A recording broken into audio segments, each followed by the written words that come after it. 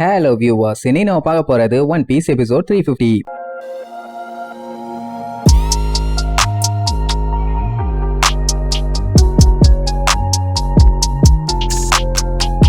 Open பண்ணா போன episode அந்த கெக்கோ மோரியா நம்ம லூஃபியோட ஷேடோவை அப்படியே உருவி எடுத்து கத்திரிக்கோல வச்சு கட் பண்ணிட்டான்ல. அப்படி கட் பண்ண உடனே லூஃபி மயங்கிட்டான். இத பார்த்து இவங்க 3 பேருமே மறந்துருவாங்க. லூஃபிக்கே இந்த நிலைமையான்னு. இந்த மேட்டர் தானே அந்த ப்ரூக் பைலும் சொன்னான். அப்படின்னா ப்ரூக்கோட ஷேடோவை திருனதும் இவன் தான். எப்படி இதை பண்ணான்னு இவங்களால சுத்தமா நம்பவே முடியல. இப்படி இவங்க குசு குசு குசு குசுன்னு பேசிட்டு இருந்த உடனே பெரோனா பயங்கரமா காண்டாயி, குமஷி நீ ஏதோ குசு குசு குசுன்னு பேசிட்டு இருக்க, அது உனக்கும் நல்லது இல்ல, உன் உடம்புக்கும் நல்லது இல்ல. அதனால சத்தம் போடாம உன் வாய ஜிப்பு போட்டு மூடிட்டு கம்முன்னு இத திருப்பி திருப்பி அவன்கிட்ட சொல்லிட்டே இருக்கணுமா? டைலாட்டா இருக்க மாட்டேன்னு வாங்குவாங்கன்னு வாங்குவா. அவன் என்னத்த புலம்புனா நம்மளுக்கு புலம்புவாங்க, இவன் திட்டு வாங்கிட்டு இருக்கான். அப்சலம்லாம் பார்த்துட்டு எதுக்காக குமஷிய போட்டு இப்படி கொடுமைப்படுத்துற, அவன் பாவங்கிற மாதிரி சொல்லுவான். இப்ப எப்படியாச்சும் அந்த குமஷிக்கு இவனோட பாடிக்குள்ளதான் அவங்க ஒளிஞ்சிருக்காங்கன்னு சொல்லியே ஆகணும். ஏன்னா நம்மளுக்கு 3 பேர்த்த தான் இப்ப அவங்க வெறி கொண்டு தேடிட்டு இருக்காங்க. சோ அதுக்காண்டி என்ன பண்ணுவான், இடுப்பு அங்கிட்டு இங்கிட்ட ஆட்டினா அவங்க ஷேப் அப்படியே வெளியில வந்துட்டு போகுமா, இதை வச்சு காட்டி விட்டுலான்னு பெரோனா பார்க்கும்போது கண்டபடி ஆட்டுவான். அந்த நேரம்னு பார்த்து நம்மளுக்கு உசாராகி வெளியே தெரியாத மாதிரி உட்காந்துக்குவாங்க. சோ வழக்கம் போல குமஷி கெட்ட வார்த்தையில திட்டு வாங்குவான். இங்க இந்த கெக்கோ மோரியாக்கு செம ஹாப்பி. ஏன்னா லூஃபியவே புடிச்சிட்டான்ல. இதனால நான் கிங் ஆஃப் த பைரட்டா மாறக்கு ஒரு ஸ்டெப் முன்னாடி போயிட்டேன்னு வேற பில்டப்.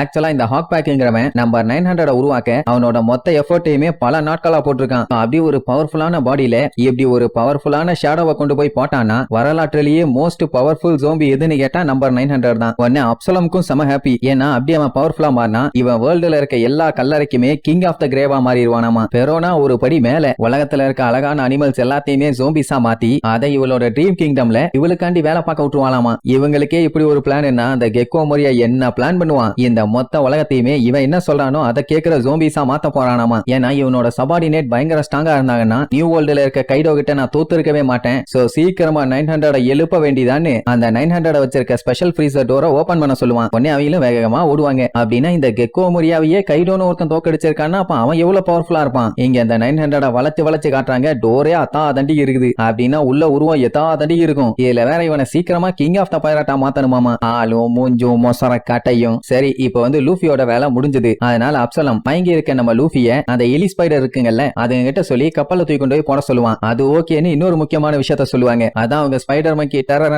பொழந்து கட்டிட்டாங்களே அவன் தோத்து போயிட்டான் அப்படின்னு சொன்ன உடனே அவன் சிரிப்பான். ஆனா ஜோம்பிஸ்க்கு தோத்து போறதெல்லாம் மேட்டர் இல்ல, திரும்பி வருவாங்க. அதான் அவனை விட்டு ஷேடோ போல இல்ல, அப்புறம் என்ன பஞ்சாயத்துன்னு கேட்பான். ஐயோ லூசு பையிலே அவன் உடம்புல இருந்த ஷேடோஸ் போயிருச்சுன்னு சொல்லுவான். எது ஷேடோ போற அளவுக்கு அடிச்சு தோக்கடிச்சிட்டாங்களா, அதுக்கு வாய்ப்பே இல்லையேன்னு செம்மையா ஷாக் ஆவான். அந்த டாக்டர் பையலுக்கு நல்லாவே தெரியும் இந்த மாதிரி ஒரு வேலையை பண்ணணும்னா கண்டிப்பா அது அவனால மட்டும்தான் முடியும்னு. அதான் அந்த ஹம்மிங் ஸ்வாட்ஸ்மேன் அட நம்ம எலும்பு கூடு பைய ப்ரூக்கு அப்படின்னா ஹிடன் ரிப்போர்ட் கொடுத்தான்ல, அது இப்ப கன்ஃபார்ம் ஆயிருச்சு. இப்ப மேட்டர் என்னன்னா நம்ம ப்ரூக்கு எந்தெந்த இடத்துக்கெல்லாம் போறானோ அங்க இருக்கவங்க எல்லாத்தையுமே காலி பண்ணி அவங்க ஷேடோஸ் எல்லாத்தையுமே வெளியே விட்டுறானாமா. அட கிரேவியார்ல இருந்தாங்களே ஜோம்பிஸுங்க அவங்க எல்லாத்தையுமே உள்ள என்ட்ராகும் போதே காலி பண்ணி அவங்களுக்குள்ள இருக்க ஷேடோஸ் எல்லாத்தையுமே வெளியில திரிய விட்டுட்டான். இதனாலேயே இவங்களுக்கு ஹெவி லாஸ். இதே மாதிரி போயிட்டு இருந்துச்சுன்னா 5 வருஷத்துக்கு முன்னாடி என்ன பண்ணிட்டு இருந்தாங்களோ அதே நிலைமைக்கு திரும்பி வர வேண்டி இருக்கும். இப்ப என்ன பண்றது ஏது பண்றதுன்னு சொல்லிட்டு அவன் பீதியா இருக்கிறது மட்டும் இல்லாம எல்லாத்தையுமே பீதியாகிட்டு இருப்பான். அப்படியே கட் பண்ணா இங்க ப்ரூக்கு பிராங்கி ரோபின்டன் நம்ம திரும்பி இப்ப கப்பலுக்கு போகணும்னு சொல்லுவான். அது ஏன்டான்னு கேட்டா அவங்க இந்த மாதிரி க்ரூமேட்ஸ் எல்லாம் கடத்தினதுக்கு அப்புறம் மேக்சிமம் அவனுக்கு ஷேடோவை ஆட்டையா போடுவானுங்க. அதெல்லாம் ஒன்னும் பெரிய விஷயம் இல்ல,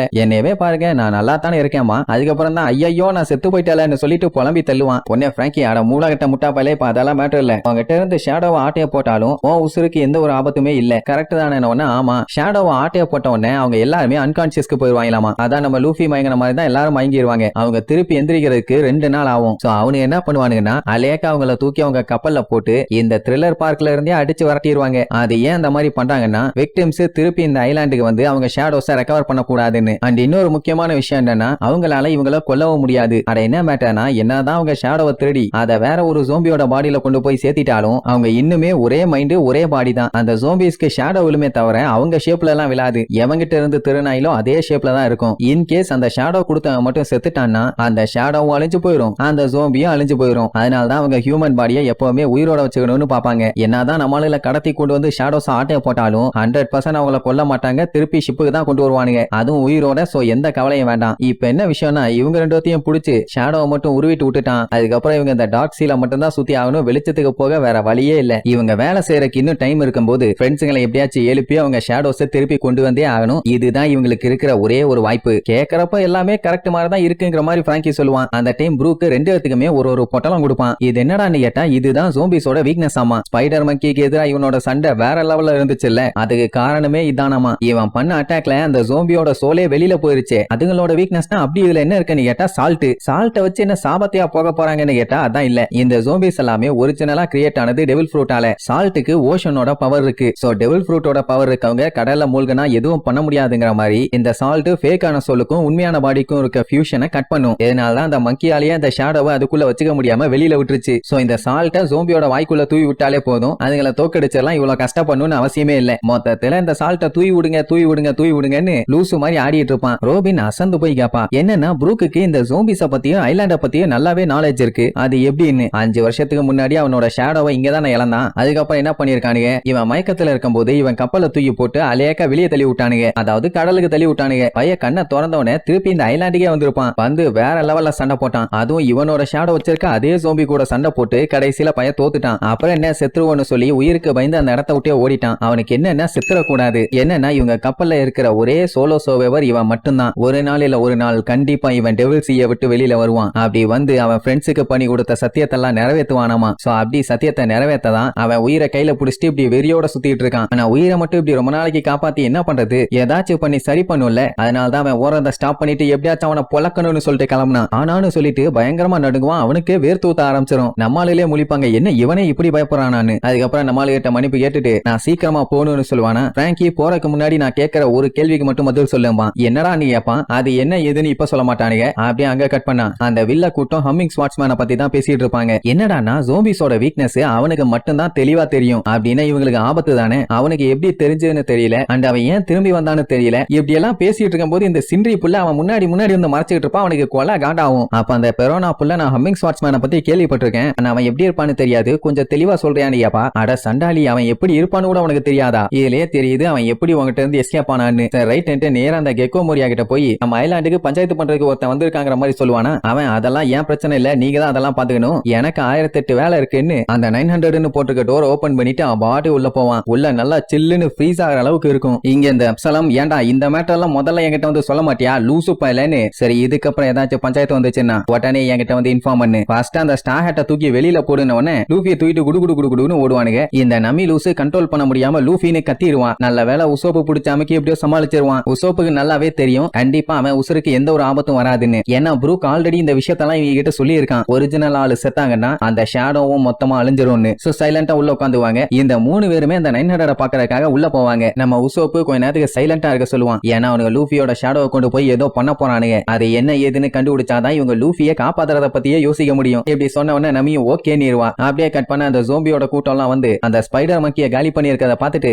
இவனையே காலி பண்ணிட்டாங்களா, பரவாயில்லையே நல்லா பொழந்திருக்காங்களே, இவன் தோப்பான்னு நான் எதிர்பார்க்கவே இல்லைன்னு அந்த ஜெனரல் சரக்கடிப்பான். அவன் வயித்துல இருக்க ஓட்ட வழியா வெளியில கொட்டும். எதுக்கு அந்த டைம் ஜோரோ மாதிரியே சண்டை போடுவானே அந்த ஜிகோரோங்கிறவன் வந்து எங்க என் எனிமிஸ் எல்லாம் போனாங்கன்னு கத்திட்டு கிடப்பான். ஏன்டா இவ்வளவு நேரம் என்ன கிண்டிட்டா இருந்தேன்னு கேட்டா என் எனிமிஸ கூப்பிட்டுவாங்க, நான் நேருக்கு நேரா நின்று அவங்க மண்டைய பொழக்கிறேன் அப்படின்னு தொண்டையிலேயே கத்திட்டு இருப்பான். அப்படியே கட் பண்ணா பிராங்கியும் ரோபினும் வேகமா லூஃபியை தேடி போவாங்க. அப்போ பிராங்கி கண்ணா பின்னான்னு அழுதுகிட்டு வருவான். என்னன்னா அந்த ப்ரூக் பைய கதையா சொன்னால அதை கேட்டுட்டு ரொம்பவும் ஃபீல் ஆயிட்டான் பையன். அதனாலதான் இப்படி அழுகுறான். இப்ப என்னன்னா பிராங்கிக்கு அவனை புடிச்சு போச்சாமா. ரோபினுக்கு சிரிப்பா வரும். அதே நேரம் அந்த ப்ரூக் ஜோம்பிஸோட போட்டோங்களுக்கு நடுவுல அப்படியே பாடிட்டே வருவானா. அதுங்க பொசுக்குன்னு வெளியில வந்து அவனை பயன்படுத்துறேங்கிற பேர்ல என்னென்னமோ பண்ணுங்க. அவன் கண்டுக்கவே மாட்டான். ரைட் இவனை அட்டாக் பண்ணலாம்னு சொல்லிட்டு பாஞ்சு வருவாங்க. ஆனா அவன் கத்தி எடுத்து சரக்குன்னு 4 வெட்டு. அவ்வளவுதான் அங்க இருக்க அத்தனை ஜோம்பிஸுமே அப்படியே துண்டா விழுந்து அதோட வாய் வழியா அத்தனை ஷேடோஸுமே வெளியில போயிடும். அவ்வளவு நேரம் என்ன நினைச்சான்னு தெரியல. இப்போ இது எல்லாத்தையும் பார்த்துட்டு ஐயோ பேயின்னு சொல்லி பயந்தடிச்சு அங்க இருந்து ஓடுவான். அட சண்டால பயல, நீ தான் அந்த ஹம்மிங் ஸ்வாட்ஸ்மேனா, நீ ரொம்ப மோசம்னு சொல்லிட்டு அப்படியே செத்து போயிருவாங்க. வெளியில வந்து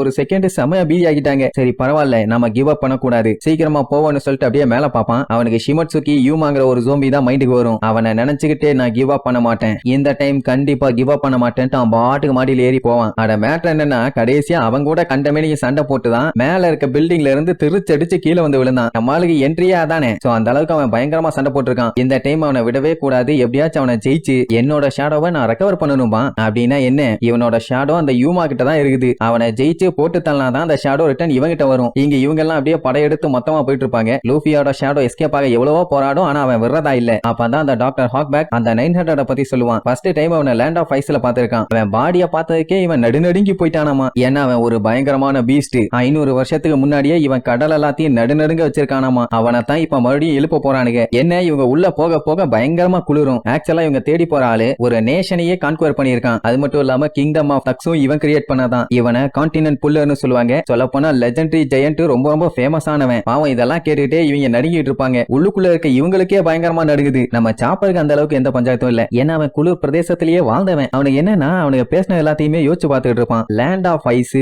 டெட் பாடி இதெல்லாம் எங்கேயோ கேட்ட மாதிரி இருக்கேன்னு. இங்க ஹாக்பேக்கு செம ஹாப்பி. ஏன்னா அவ்வளவு பெரிய லெஜெண்டை இவன் 2 கண்ணால பாக்குறதுக்காக அவ்வளவு ஆர்வமா இருக்கானாமா. சோ அப்படி வந்தவனே கெக்கோ மரியா டோர் ஓபன் பண்ணி விட்டு வெல்கம் 900 உங்களை பார்த்து ரொம்ப நாள் ஆச்சுமா அப்படி யாரை இவன் சொல்லிட்டு இருக்கான்னு அப்படியே எட்டி பார்ப்பாங்க. பார்த்தவனே அப்படியே நடுங்கும். 900ன்னு போட்டு பெரிய சைஸ்ல ஒரு உருவத்துக்கு சங்கிலிய போட்டு வச்சிருப்பாங்க. சோ அவனை எழுப்ப வேண்டிய நேரம் வந்துருச்சு. வரலாற்றுல வெறி பிடிச்ச பிசாசா சுத்திட்டு இருந்தவன் அவன் தான் ஓர்ஸ் அப்படின்னு சொன்னோடனே எல்லாத்துக்கும் அப்படியே வெடத்து போயிரும். அப்படியே அவனை ஜூம் அவுட் பண்ணி காட்டுறாங்க. நல்லா கெடாமாடு மாதிரி இருப்பான். சோ அப்படியே அந்த பயங்கரமான பீஸ்ட காமிச்சு இந்த எபிசோடுக்கு எண்டு கார்டு போட்டு முடிக்கிறாங்க.